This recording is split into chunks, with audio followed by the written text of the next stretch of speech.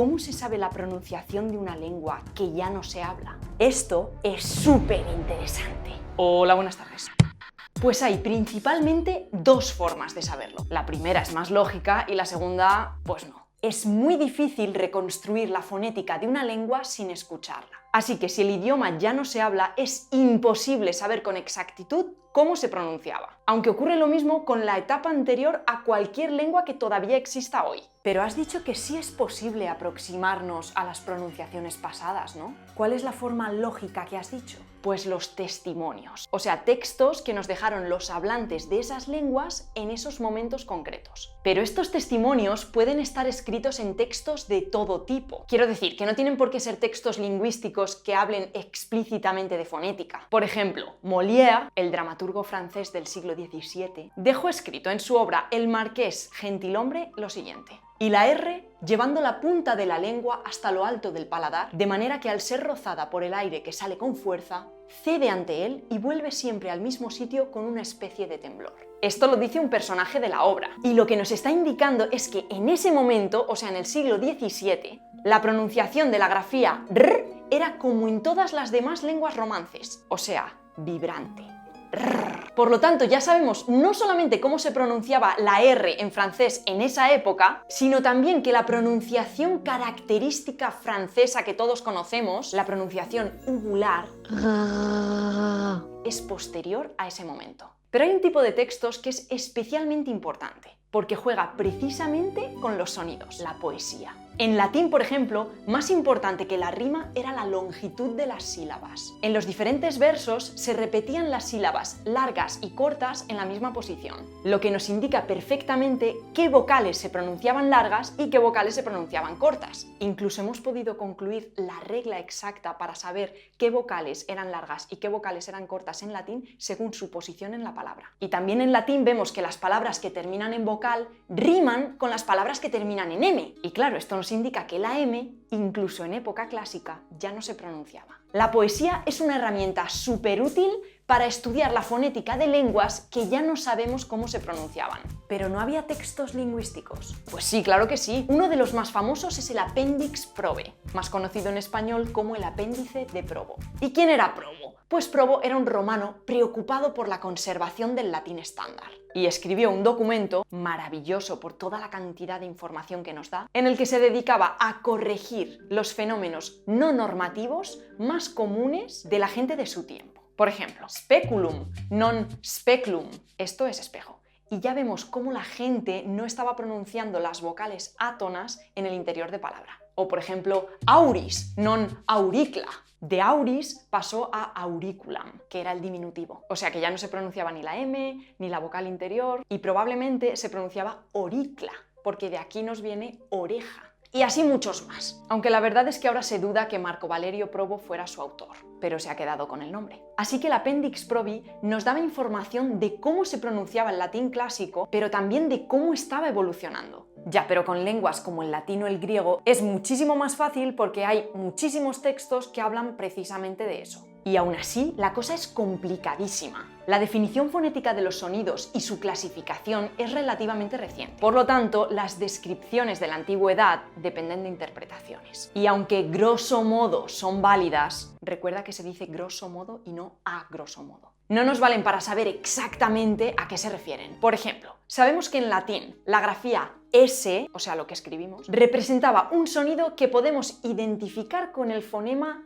S. Bueno, con este fonema, porque no podemos saber exactamente qué sonido era. No sabemos si era alveolar, dental, coronal. Si no habéis visto el vídeo de la S, no sabemos si era la pronunciación que tenemos en el centro norte de España, en Canarias, Latinoamérica o en Andalucía. De hecho, antes hemos usado un truco. Hemos dicho que la R del francés del siglo XVII era igual que la R del resto de lenguas romances. Bueno, o que la mayoría. Pero claro, es que la pronunciación de la R española no es exactamente igual que la R italiana o la rumana, por ejemplo. Entonces, ¿cuál de estas variantes era la francesa? ¿O era la francesa otra diferente? Es un misterio. Vale, pero ¿y qué pasa si no hay testimonios porque esa lengua no se estudió tanto o por la razón que sea? Pues tenemos todavía otra opción, menos exacta aún que la anterior, pero muy útil para estos casos. Imaginad que sabemos cómo se pronuncia el catalán, el castellano, el gallego y el italiano. Aunque claro, ahora os estaréis preguntando, ¿pero cómo vamos a saber cómo se pronuncian todas esas lenguas?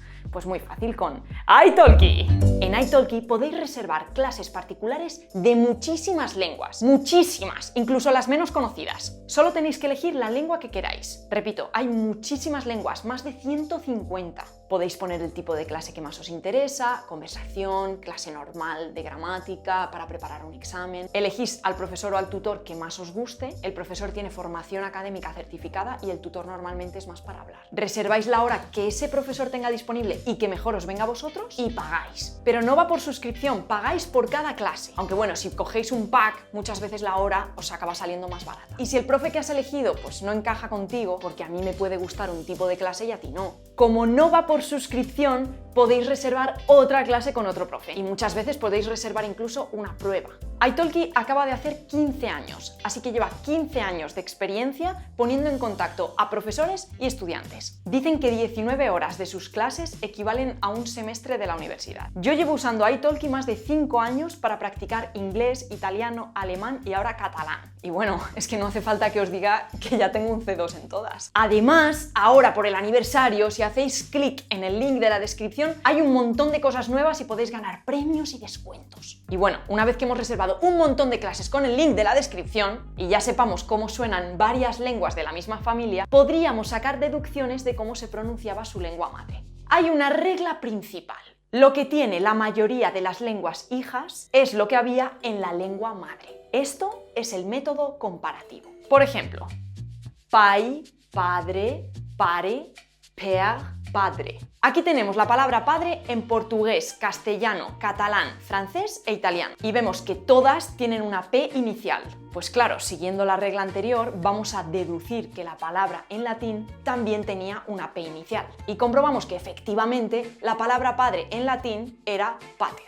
El procedimiento del método comparativo sería el siguiente. La lengua es una herramienta social y como tal está llena de irregularidades. Por eso hay que basarse en métodos estadísticos para comprobar el porcentaje o la magnitud de coincidencia entre palabras, sonidos o formas gramaticales. Esto es ciencia. Pero es que además el método comparativo se puede aplicar no solamente a la fonética, sino también a la sintaxis y a la morfología. Con mucha observación y con un conocimiento extenso de la lingüística histórica, es decir, de la evolución de las lenguas, es posible sacar conclusiones empíricas. ¿Y si este método es tan científico y tan maravilloso, por qué has dicho antes que era menos exacto que los testimonios? Pues porque este método tiene algunos problemitas. En primer lugar, la intuición del científico juega un papel demasiado importante. Es decir, que los datos permiten un grado demasiado amplio de interpretación. En segundo lugar, es un método que cuesta muchísimo esfuerzo y es imposible aplicarlo a entre las 5.000 y 7.000 lenguas que se calcula que hay en el mundo. Y en tercer y último lugar, no tiene normas formales ni estadísticas exactas. Por lo tanto, no sabemos si dos lingüistas que no se conocieran entre ellos y que trabajaran sobre lo mismo llegarían a los mismos resultados. Aunque también es verdad que este último se podría solucionar gracias a los usos modernos de la lingüística computacional.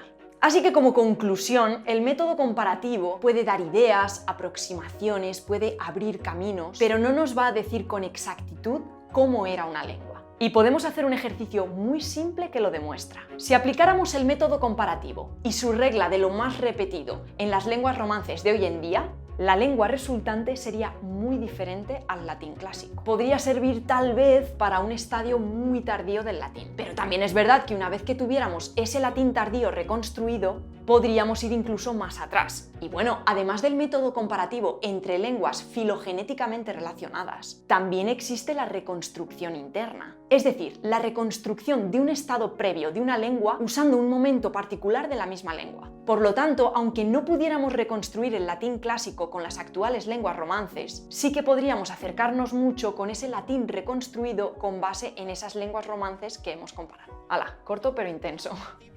Harry Potter, Jurassic Park. ¿Quién inventó la ñ o por qué se dice voz?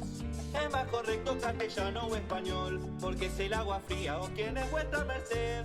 Aunque al final todo se puede explicar gracias a un rey. ¡Que no!